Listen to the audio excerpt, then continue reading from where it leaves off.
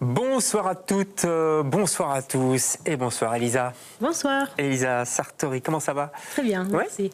Autrice, illustratrice, on va parler d'ailleurs de ça, c'est le petit dernier parce qu'il y en a plusieurs, on va en parler dans l'émission. Oui. En terrain connu, petit jeu de mots quand même, on va en parler dans cette émission que vous avez fait avec Dina Melnikova, c'est ça? Oui, illustratrice. Elle, c'est pour le dessin, ouais, parce que vous êtes illustratrice et autrice. Exactement.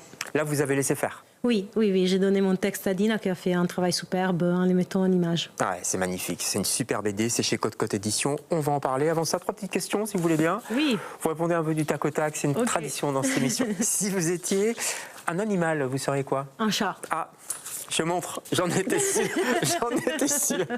Il y a des chats partout dans vos BD. Oui. Pourquoi vous aimez tant les chats? Parce que c'est pas très sympa à dire, mais je trouve que c'est un animal de design. C'est un objet, c'est un animal, c'est pas un objet, mais c'est quelque chose que ça a une beauté intrinsèque assez forte, oui. Et ça porte de la beauté dans les habitats des gens. Comme un pot de fleurs, quoi. Oui, mais bon, et il faut prendre soin, c'est pas un jouet, bien sûr, mais cette côté design des chats, ça va, il y a la réalisatrice qui hurle dans l'oreille parce qu'elle adore les chats, et elle se dit « Ah, c'est pas du tout design !» Oui, c'est design, c'est ce que je trouve. Allez, si vous étiez une peinture célèbre. Ah, waouh. Faut chercher là, faut chercher. Je cherche, il y a tout qui m'échappe. Italienne, non? Qu'est-ce que je pourrais être comme peinture? C'est trop dur comme question. C'est dur, hein? Oui. Vous réfléchissez un peu? Oui. On la dira après. Oui. Et si vous étiez, là, il faut trouver une bande dessinée de référence, vraiment. Ah, ça c'est plutôt facile. Il y a un BD que j'ai lu quand j'étais ado qui m'a beaucoup plu. Ouais. Et c'est, à la traduction en italien, en français, c'est Ma vie mal dessinée d'un auteur italien qui s'appelle Gippi. Et en italien, c'est Ma vie mal dessinée, La mia vita disegnata male. Et c'est une BD que c'est une autobiographie et m'a beaucoup plu. Wow. D'accord, on a envie de la lire là. Ma vie mal dessinée, c'est ça? C'est chez qui, vous savez pas? Bon, on ira voir ça. Presse, je pense, en Italie. On ira voir sur Internet pour la traduction. Ouais. La peinture? Non? Non? En fin d'émission? Oui, je le mets dans le coin de ma tête. Allez, vous avez 15 minutes pour réfléchir. Et nous aussi, on a 15 minutes pour découvrir votre magnifique album qui s'appelle En terrain connu. Vous êtes l'invité de LCR ce soir.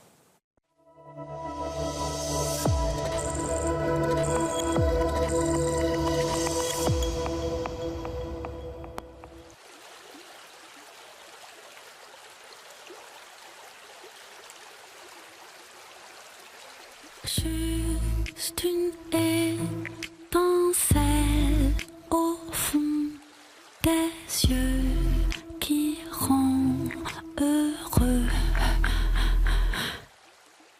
Juste une hirondelle dans le ciel bleu et on est deux.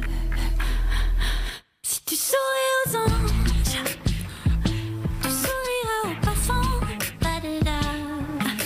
tout le temps,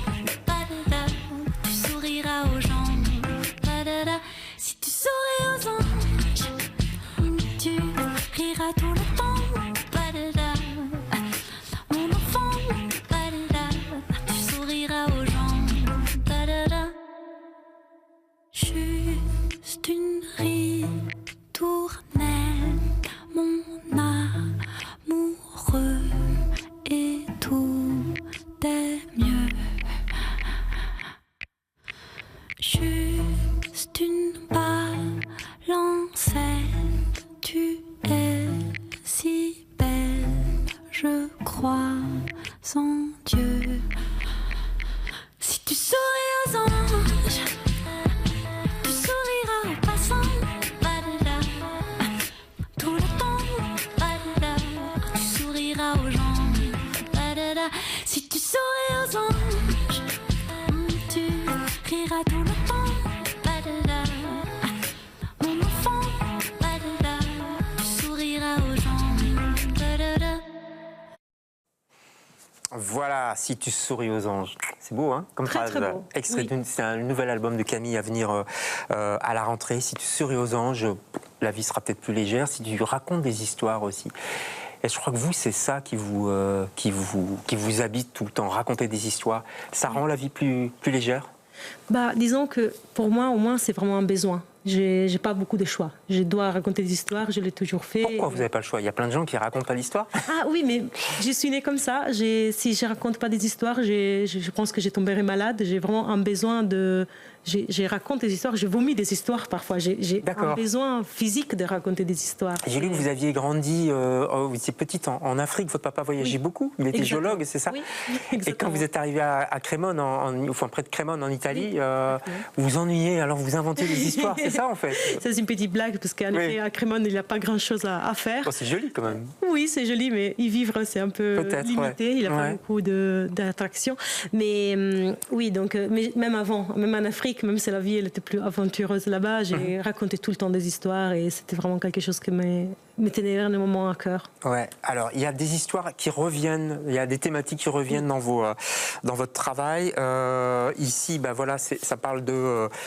le retour, la distance avec les parents, la culpabilité aussi de s'être éloigné, parce que c'est un peu vous en fait, quelque part. Totalement. Puisque vous étiez, on l'a compris, en Italie, vous êtes venu étudier à Bruxelles, travailler à Bruxelles, vous êtes bruxelloise maintenant.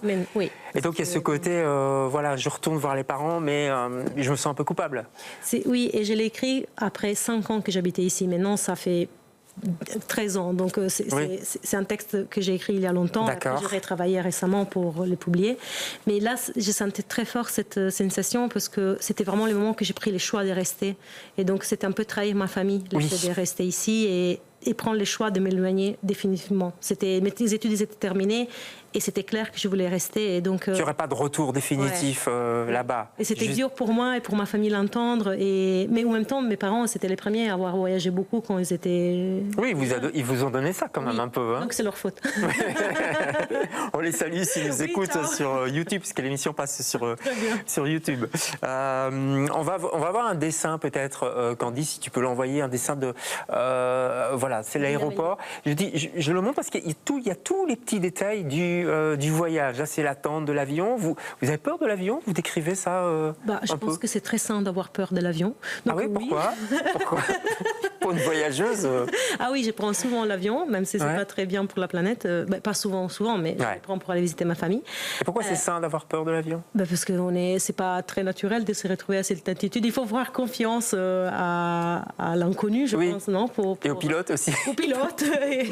Et c'est pour ça que quand je stresse, je regarde les hostess et les stewards pour me dire eux ils ont toujours l'air très calmes et très ennuyés parfois et ça me rassure beaucoup. Ouais, mais enfin, si ça chute, ils seront toujours calmes. Hein. Oui, mais quand il y a des turbulences, je les regarde et ils sont comme ça qu'ils s'ennuient, donc c'est bon signe. Vous décrivez tous ces petits moments avec la dessinatrice qui est l'illustratrice qui fait des magnifiques dessins. On va voir peut-être un deuxième dessin. Il y a beaucoup de gros plans sur des détails. Il y a les mains, je crois, de votre père. Il y a... on va voir un autre, c'est un bouquet. C'est ça, c'est Dante, parce qu'il y a des références à Dante aussi. Pourquoi d'ailleurs? Le petit chat s'appelle Dante? Votre chat s'appelle Dante? Non, mon vrai chat, il s'appelle pas Dante. Mais c'était un peu un jeu vers la fin de vouloir donner ce nom au personnage. Mais disons que Dante, c'était juste un personnage inventé. C'est un peu comme si les personnages utilisent les protagonistes, la femme protagoniste, elle utilise Dante comme si c'était sa conscience. Sa conscience, exactement. Oui, merci. Et donc, c'est pour ça que je voulais un personnage un peu célèbre et qu'il a fait un grand voyage, parce que quand même, le voyage de Dante, on l'étudie beaucoup en Italie. Oui, et ça vous permet de parler de l'enfer, l'inferno de Dante aussi. Exactement. Parce qu'il vous dit parfois, mais c'est l'enfer, votre famille. Il y a le petit qui vomit, etc. Quoi. Et c'est toute une métaphore, disons, où j'utilise Dante pour parler un peu de l'enfer, d'aller visiter sa famille. Et vous êtes Béatrice alors? Béatrice. Ah bah non. Non, dans la BD, je voudrais être Virgile. Donc je voudrais être ceux qui accompagnent Dante à visiter les enfers. Ouais. Pas mal. Pourquoi la famille? Pourquoi revenir sur ça? Vous en parlez souvent de l'exil, la famille, tout ça. Je crois qu'il y avait un album aussi qui parlait de famille. C'est un sujet qui me tient beaucoup à cœur parce que j'ai la conscience très forte que moi j'ai la chance de pouvoir aller visiter ma famille tous les fois que je veux, mais j'ai quand même fait un voyage définitif dans le sens que je suis installée ici et je vais rester ici. Ouais.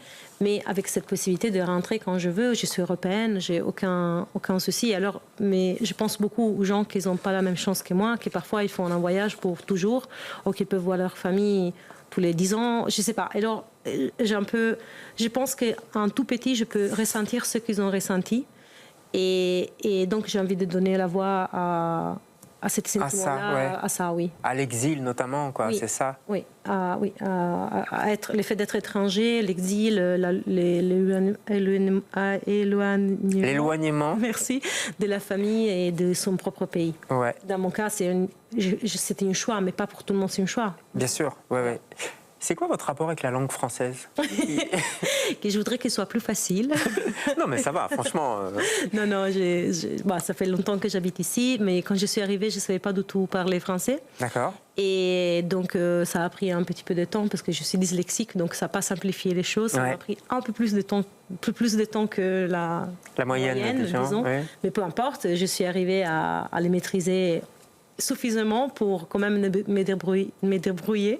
J'étais même prof à l'école secondaire pendant 4 ans. Ah bah oui, non, mais c'est ça, parce que vous êtes très modeste, hein, vous êtes prof aussi, quoi. Donc, oui, prof d'art. Mes élèves, ils étaient très, très adorables. Ils me corrigeaient tous les mots que je disais mal. À un moment, je devais même les calmer parce que sinon, on ne donnait pas cours parce qu'il fallait quand même donner cours. À propos de la dyslexie, je voudrais montrer celui-ci aussi, chez le même éditeur, je crois. Oui, pourquoi vous vouliez parler de la dyslexie? C'est quoi votre point de vue?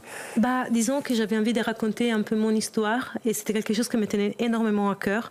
Et j'avais essayé d'écrire plusieurs fois des textes, faire des récits à propos de ça. Et toutes les fois, c'était assez triste parce que c'est quand même un vécu un peu triste. Être dyslexique pendant l'école, c'est pas drôle. Ça isole ou quoi un peu? Oui, et c'est vraiment un mauvais combo, l'adolescence et la dyslexie, parce qu'on n'a vraiment pas envie d'être différent, pas envie de ne pas arriver à faire des choses que tout le monde arrive à faire. Après, une fois adulte, ça va 1000 fois mieux, mais j'avais envie de parler de cette difficulté enfant et adolescente.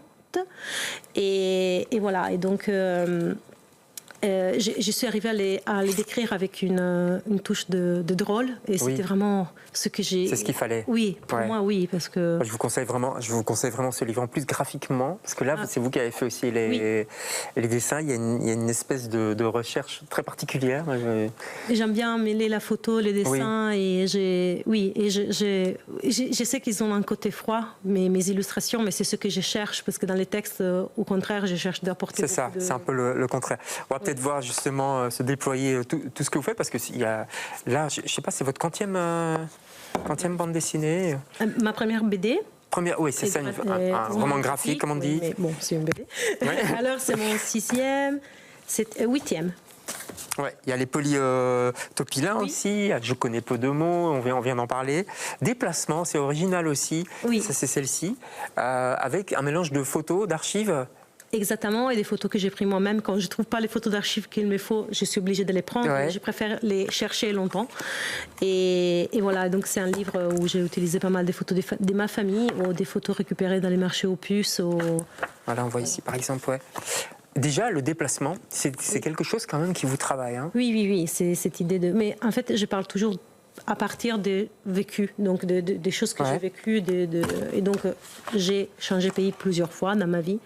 Et j'ai très fort cette idée que les débuts, c'est jamais très facile. Il faut s'adapter, il faut apprendre la langue, il faut trouver ses repères. Et qu'avec le temps, les choses s'améliorent. Donc, c'est ça que parle mon livre. Mais en général, un peu tous mes livres, ils parlent de ça. Ils parlent du fait que les débuts, c'est dur et qu'il faut s'accrocher. C'est ça, va aller un peu ça va aller mieux. Après, si on s'accroche. Il y a ça dans tous vos livres et il y a ça aussi. Il y a lui. Hein. Oui, bien sûr. Je le remonte. Aussi pour la réalisatrice qui aime les chats. Donc ça, c'est une décoration pour vous. Non, je sais que cette chose, ça va pas passer bien. Non, mais c'est pas moi qui l'a dit, c'est un artiste que j'aime bien, qui s'appelle Bruno Munari, un artiste des années 70, qui avait dit ça. On va en parler de lui, mais c'est vrai que maintenant que vous le dites, c'est joli. Mais oui, c'est élégant, c'est parfait, un chat. Un chien aussi? Un chien, non? Un chien, non. Pourquoi? C'est beaucoup moins élégant. Ça dépend. Il y a des gens qui vont nous écrire. Hein. Oui, je sais. Non, je rigole. Un petit chihuahua. Oui, ça pourrait. Ça, c'est beau. Oui. Allez, vous avez fait des études aux Beaux-Arts, c'est ça? Oui. Et d'abord à Venise, c'était important de passer par là? Non, pas vraiment, parce que j'ai pas bien choisi mon école. Donc, décoration, c'était Venise? Oui, qui serait un peu art de l'espace public, mais c'était pas un atelier très bien construit. Donc, je sens que j'ai un peu perdu 3 années de formation, mais j'ai pu vivre à Venise et j'ai rencontré mon mari, donc c'est pas... oui, c'est quand même très bien. Oui.